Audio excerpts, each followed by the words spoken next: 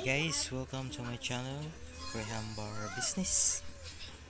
Yan, nasa freezer yung creme densada ng Angel. Okay. Ito po yung mix ng creme densada at cookies and cream at ang special na secret recipe.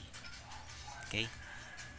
Yan, Graham Bar muna sa ilalim, tapos yung mix na cream densada at cookies and cream.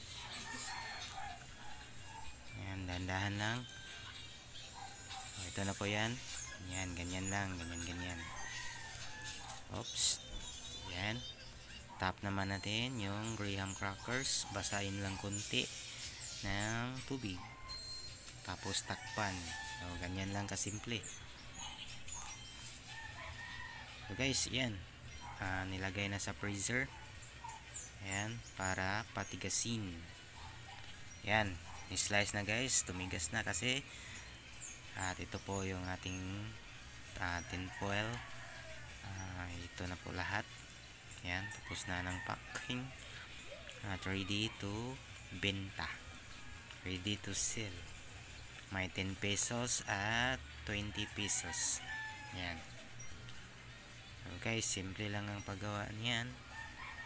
Kaya gawa na rin kayo.